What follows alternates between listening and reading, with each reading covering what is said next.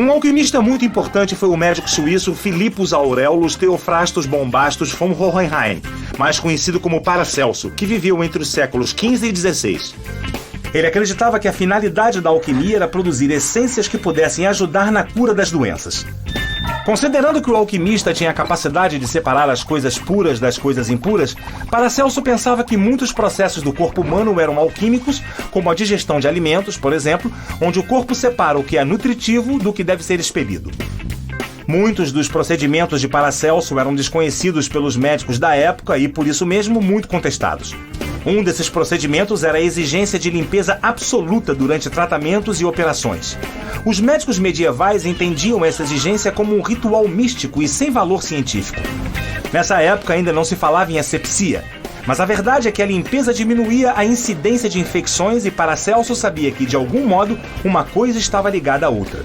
Paracelso também afirmava que o papel da medicina era apenas favorecer a ação do arqueus, que é a energia criadora que atua nos organismos.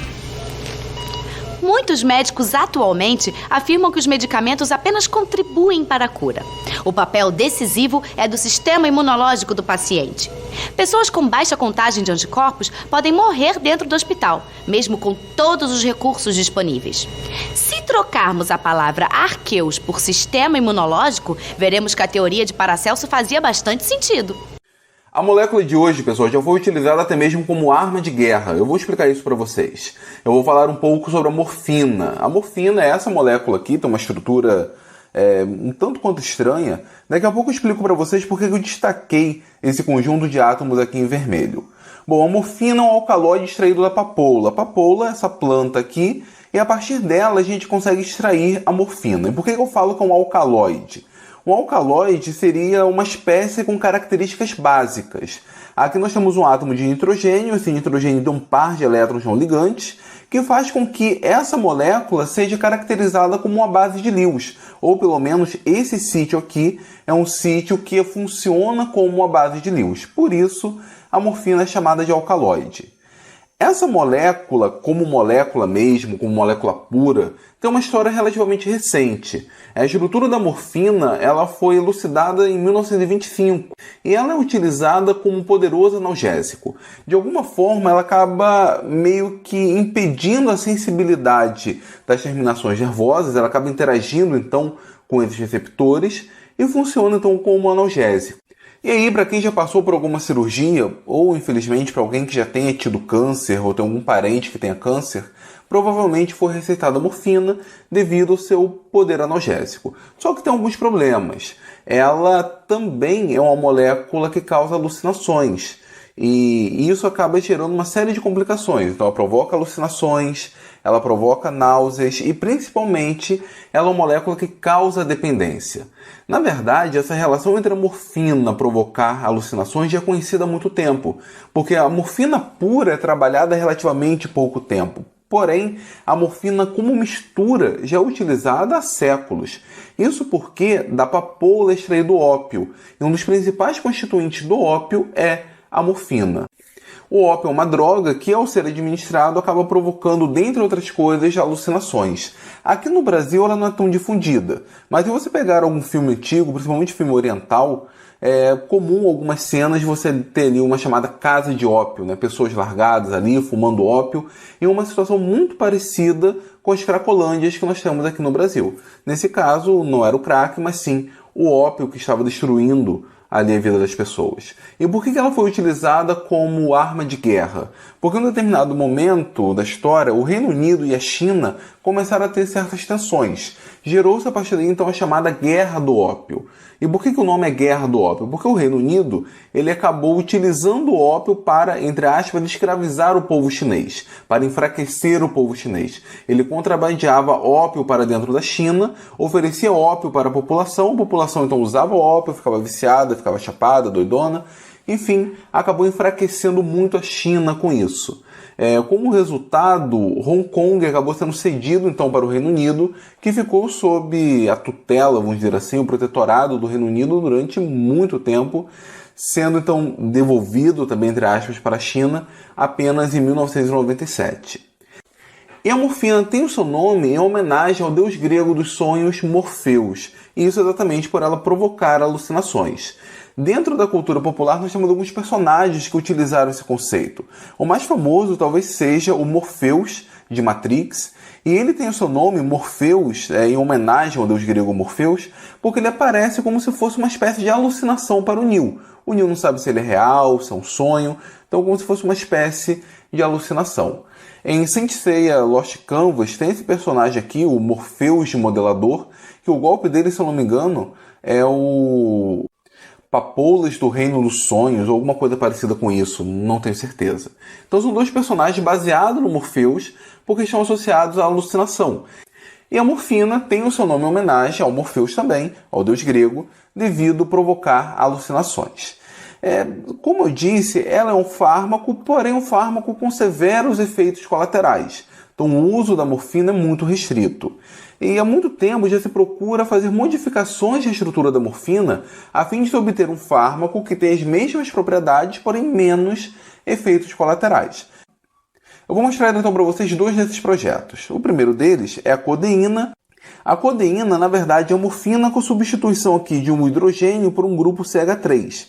E ele possui exatamente esse mesmo conjunto de átomos em vermelho, que nós chamamos de regra da morfina. Provavelmente é essa estrutura aqui, um anel aromático, um átomo de nitrogênio, enfim, é essa estrutura aqui que consegue se associar bem às terminações nervosas e com isso agir como analgésico. A codeína funciona como analgésico, porém ela é um analgésico muito mais fraco do que a morfina. Os efeitos colaterais dela são bem mais leves, é verdade, porém ela não é tão eficiente quanto a morfina. Agora, muito interessante essa outra molécula aqui, a diacetilmorfina. Nada mais é do que pegar, por exemplo, cloreto de ácido e colocar para reagir com a morfina. Aqui nós temos o processo de acetilação. Os laboratórios Bayer produziram essa mesma reação no ácido salicílico. Pegaram o ácido salicílico, colocaram para reagir com cloreto de ácido, enfim, com alguma fonte do grupo acetil e acetilaram o ácido salicílico, transformando-o no ácido acetil salicílico, que é a aspirina e que deu muito certo. Eles tentaram então fazer a mesma coisa com a morfina.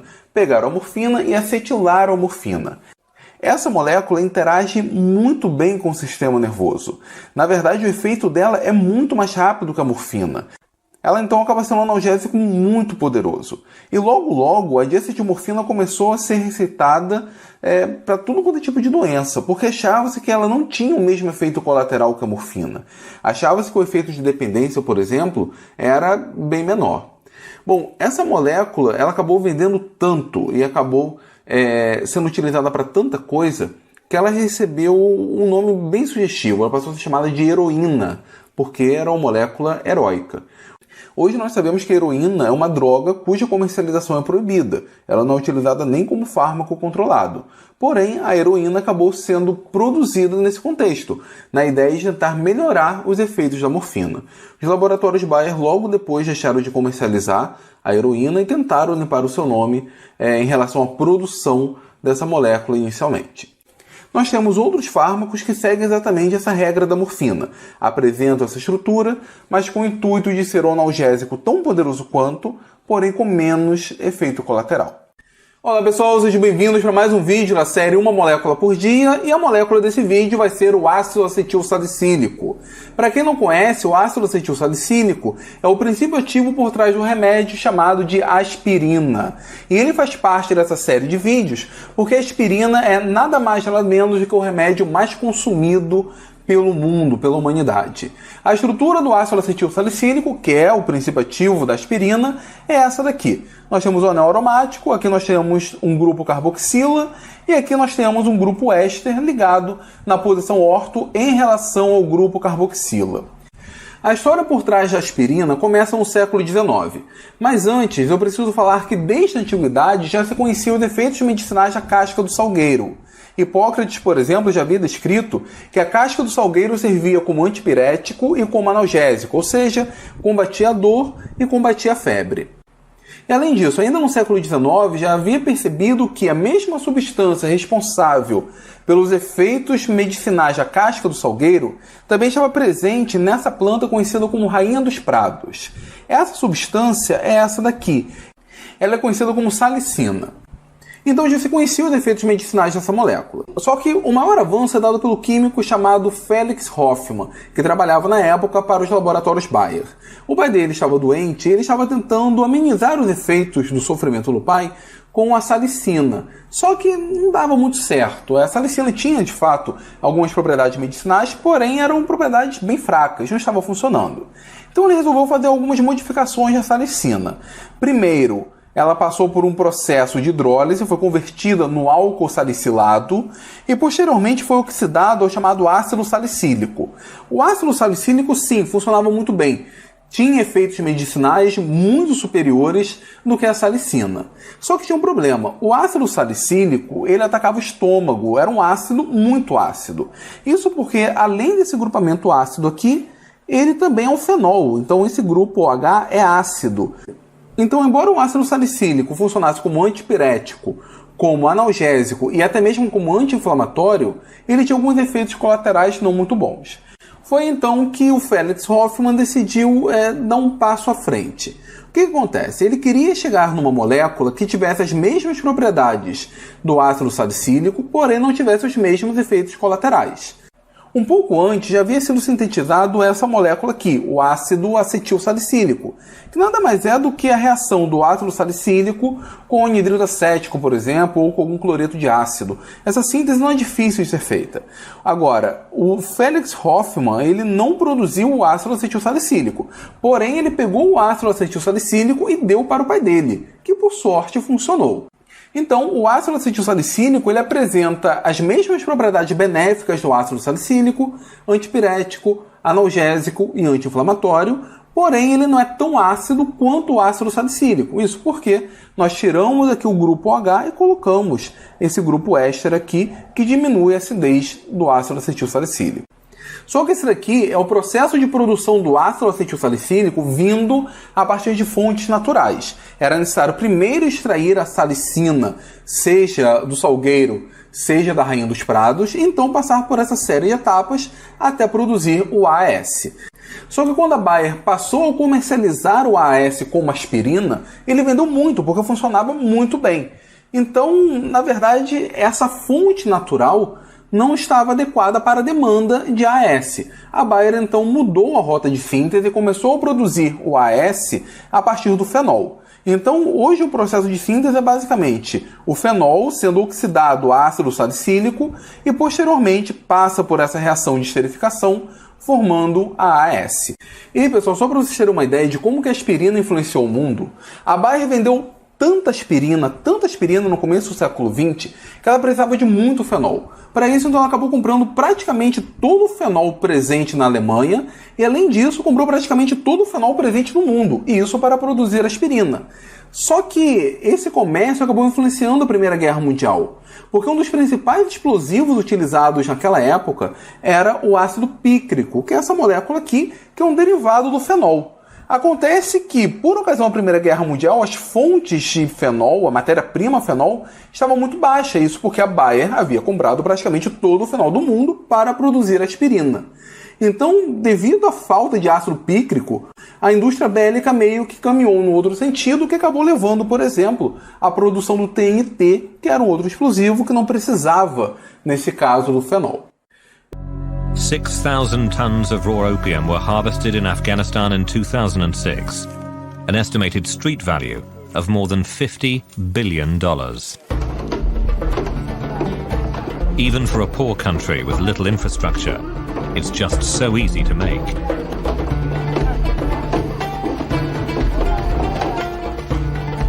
It requires only the most basic of chemicals and a large supply of water. Opium is harvested from ripened poppy pods that are cut with small blades, releasing a milky resin. This resin is raw opium. This sticky paste is boiled with slaked lime, creating a water-soluble morphine solution. The liquid morphine is then filtered and reheated with ammonium chloride. The end product, a dry morphine powder, is packed, transported to secret laboratories, and processed into diacetyl morphine. heroin.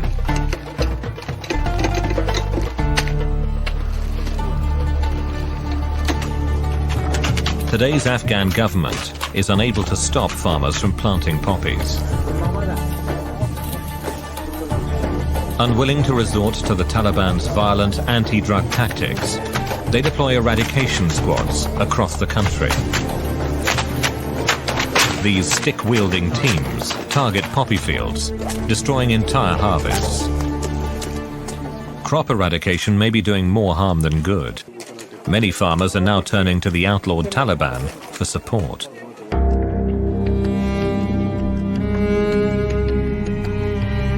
It's a devil's bargain. The Taliban protect the farmers' livelihood, but proceeds from the drug sales fuel the Taliban's bid to retake control of the country. The Taliban is once again exploiting poppy production. Since drugs poison the West, opium is a weapon of jihad. The new war on terror may have undermined the old war on drugs. Today, Afghanistan is producing 30% more opium than the entire global demand, and it's reaching the rest of the world at a staggering rate.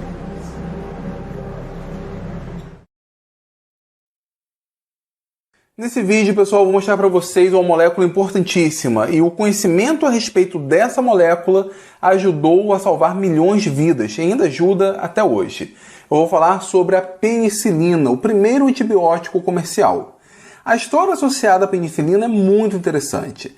A sua descoberta, ou pelo menos a descoberta de seu efeito, é atribuída ao Alexander Fleming. Fleming, ele deixou no seu laboratório várias placas com algumas cepas de bactéria. Ele deixou ali sendo cultivadas, crescendo, e foi tirar férias. Ficou ali uma semana e meia fora.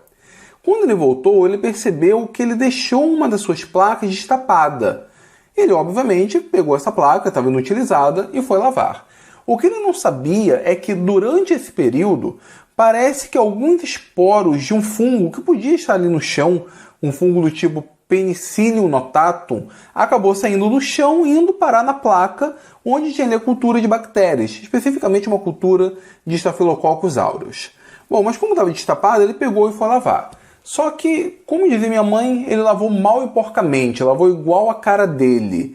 Ele não limpou direito a placa. Depois pegou a placa, colocou de novo na bancada, só que como estava muito quente, tanto as bactérias quanto os fungos voltaram a se reproduzir.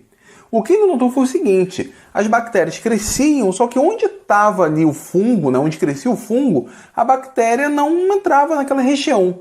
Na verdade, ele chegou à conclusão que aquele fungo produzia alguma substância que acabava eliminando as bactérias, acabava matando as bactérias, e foi estudar. Então ele pegou esse fungo, fez uma espécie de extrato de fungo, e ele percebeu que esse extrato, mesmo quando diluído 800 vezes, ainda tinha efeito para eliminar as bactérias, ainda mantinha o seu efeito antibiótico. Ele chegou a essa conclusão em 1928, só que levou ali mais ou menos 10 anos até ter um outro trabalho publicado mostrando os efeitos da penicilina. A comunidade científica não ligou muito para a descoberta do Fleming, até então que 2 outros cientistas acabaram isolando a substância responsável pela atividade do fungo, que era a penicilina. O nome penicilina acaba sendo uma homenagem, então, ao gênero do fungo, que é o Penicillium. Agora, vamos olhar aqui a estrutura da penicilina. Nota aqui em vermelho esse anel aqui de 4 membros. Um anel de 4 membros assim é extremamente tensionado. Isso aqui é um anel de uma função química chamada beta-lactama. Provavelmente, se você for aluno de ensino médio, talvez não tenha ouvido falar de lactamas. Mas se você for aluno de graduação, se você não ouviu, ainda vai ouvir falar. Esse anel é um anel muito tensionado. Aqui nós temos um átomo de carbono sp2, cujo ângulo de ligação deveria ser 120 graus. Só que o ângulo aqui é 90 graus. Como esse anel é muito tensionado, ele é muito frágil. E é aqui que reside todo o segredo da penicilina. O que acontece? As bactérias elas acabam produzindo uma enzima chamada de transpeptidase. O objetivo dessa enzima é acabar restaurando a parede celular das bactérias. Só que a transpeptidase ela tem vários grupos OH. E o que acontece? Nós temos aqui a enzima, nós temos aqui a molécula da penicilina, e essa enzima, como eu disse, tem como objetivo restaurar a parede celular da bactéria. Só que esses grupos OH acabam atacando esse átomo de carbono, em um processo que nós chamamos de ataque nucleofílico, mais especificamente, ataque nucleofílico ao grupo acila. Como esse anel aqui é um anel muito tensionado, ele acaba sendo rompido. O resultado é que a penicilina ela acaba se juntando a essa enzima.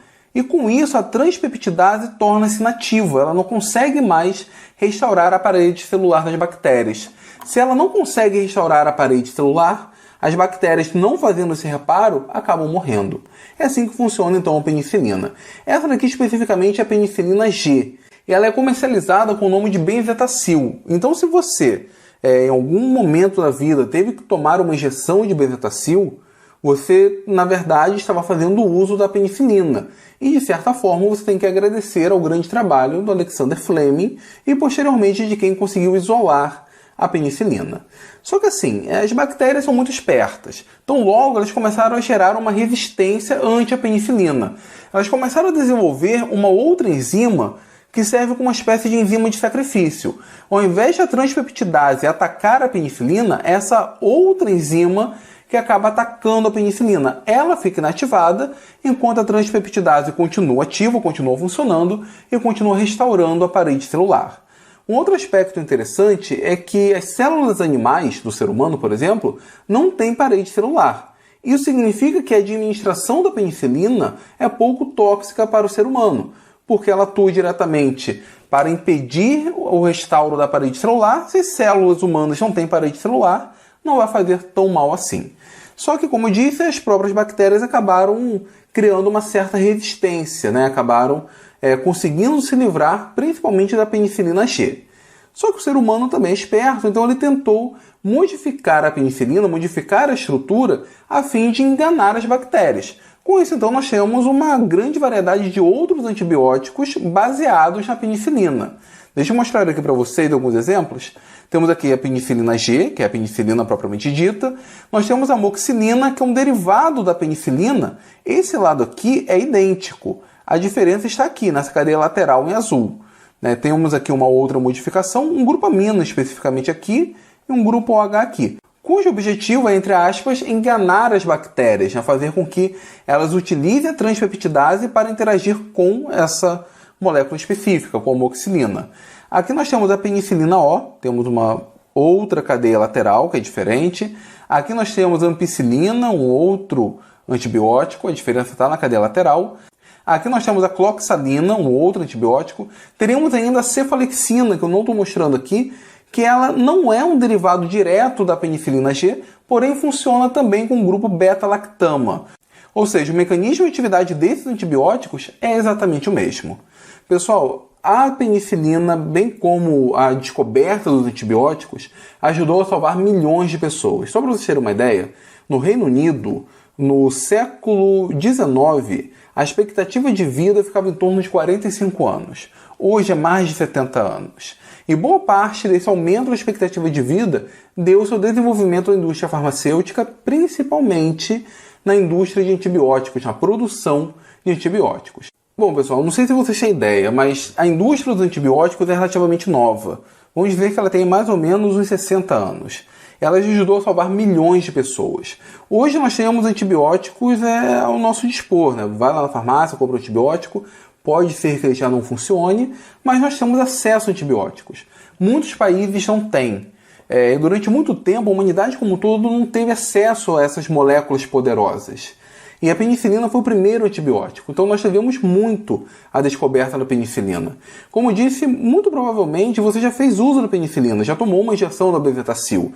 Não gostou muito porque dói, enfim, mas já fez uso dessa molécula.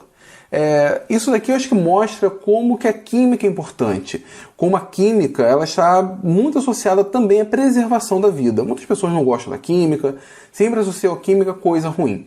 Porém, muito provavelmente a vida dela dependeu de uma ou outra molécula química artificial, vamos dizer assim. Porque moléculas naturais todos nós dependemos. Mas, indiretamente, com certeza, a vida já deve ter dependido de uma molécula artificial ou de uma molécula sintética. Vamos falar nesse vídeo sobre a talidomida. A talidomida já foi utilizada como fármaco. Aqui no Brasil ela não foi muito utilizada, então talvez você não a conheça. Mas tem um conjunto de pessoas que conhecem a talidomida muito bem, infelizmente. E vocês já vão saber o porquê. Mas para quem nunca ouviu falar da talidomida, deixa eu mostrar aqui a estrutura dela. Essa molécula aqui é chamada de talidomida. Obviamente ela tem um nome, o PAC, mas essa é a estrutura da talidomida. Normalmente nós não representamos o átomo de hidrogênio. Mas aqui eu fiz questão de representar porque esse átomo de carbono é um carbono quiral. Deixa eu colocar aqui o asterisco, indicando que ele é um átomo de carbono quiral. Ele tem 4 substituintes diferentes. Aqui ele está ligado ao nitrogênio, aqui ao hidrogênio, aqui tem uma cadeia carbônica que logo depois se transforma numa dupla O, e aqui uma cadeia carbônica maior. O fato desse carbono ser quiral significa que essa estrutura aqui, na verdade, serve para 2 moléculas distintas. Uma que funciona como se fosse um objeto e a outra como se fosse a sua imagem especular. É essa relação de simetria entre elas. Essas 2 moléculas são muito parecidas. Têm praticamente todas as propriedades físicas iguais. A única que é diferente é o desvio da luz plano polarizada. Mas elas, do ponto de vista físico, são muito parecidas. Do ponto de vista químico, são muito diferentes. Então a talidomida, na verdade, o que eu chamo de talidomida, seria a mistura de 2 outras talidomidas que daqui a pouco eu vou mostrar para vocês. Bom, para que serve a talidomida? Como eu disse, ela era um fármaco, ela foi muito utilizada na década de 50 nos Estados Unidos. E ela servia inicialmente no tratamento de insônia, só que ela também ajudava no enjoo matinal da gestação. Então, a mulher estava grávida, ela tinha um enjoo, que é natural do período da gravidez, ela tomava então a talidomida e isso acabava aliviando esse efeito, aliviando o enjoo. E parece que funcionava muito bem. Então, as mulheres usavam bastante talidomida. Mas qual era o problema? O problema aparecia quando o bebê nascia. Depois de um tempo, percebeu-se que a talidomida provocava má formação congênita nos fetos e, posteriormente, nos bebês. Isso significa que, imagina lá, a mulher está grávida, está lá cuidando do seu bebê na barriga, está com enjoo, que é natural ali do período, toma a talidomida para se aliviar desse enjoo, só que, na verdade, além de se aliviar do enjoo, ela estava, entre aspas, envenenando o seu bebê, o seu futuro bebê, né? Envenenando o seu feto. Porque a talidomida mexia ali na formação do feto e gerava, obviamente, consequências terríveis. Nascia ali um bebê sem braço, ou com o braço contraído, sem a perna, com a perna contraída. Nos Estados Unidos, o uso da talidomida causou a morte, ou pelo menos a má qualidade de vida, vamos dizer assim, de milhares de pessoas. Milhares de bebês nasceram com má formação congênita devido ao uso da talidomida. Um remédio esse que foi lá prescrito pelo médico, que foi autorizado o uso. É terrível a gente pensar nisso. Aqui no Brasil, ele eu acho que é comercializado, porém não teve o mesmo impacto igual nos Estados Unidos, até porque quando chegou aqui no Brasil, parece que já se conhecia esse efeito. Deixa eu mostrar para vocês aqui algumas caixas de talidomida. Agora, o interessante é isso daqui, que na própria caixa diz que o homem pode utilizar a talidomida, porém é proibido para mulheres em idade para ter filho. Isso porque a talidomida tem bons efeitos. Além de funcionar para insônia, funciona bem para aliviar um enjoo da gestante, mas obviamente não deve ser utilizado porque vai acabar provocando efeitos ruins no bebê. Mas parece que a talidomida também ajuda no tratamento da hanseníase, no tratamento de lúpus, ou pelo menos para combater ali os sintomas, e de alguns tipos de câncer. Então ela pode até ser utilizada, porém é proibida para mulheres em idade fértil, idade que ainda pode ter criança, devido às consequências que ela pode trazer. Mas qual o grande problema com a talidomida? Na verdade, as 2 estruturas que eu falei com vocês são essas aqui. A R-talidomida, que seria esse isômero aqui, e a S-talidomida. Na química falamos que eles são enantiômeros, formam, nesse caso aqui, um par enantiomérico. A R-talidomida seria o bom fármaco, é o que funciona, o que tem bons efeitos. O problema é a S-talidomida, ela que provoca a má formação congênita.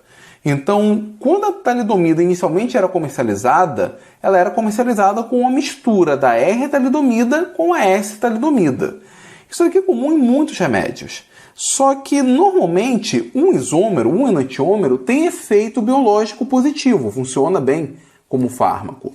O outro enantiômero acaba não causando nem mal nem bem, não funciona.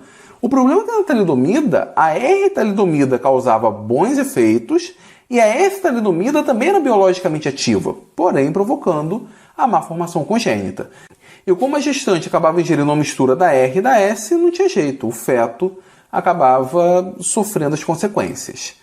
Posteriormente, parece que tentaram purificar a talidomida e comercializar apenas a R-talidomida, mas mesmo assim não tem jeito, porque ao longo do tempo ela acaba sofrendo isomerização espontânea. Então parte da R-talidomida acaba sendo convertida na S-talidomida.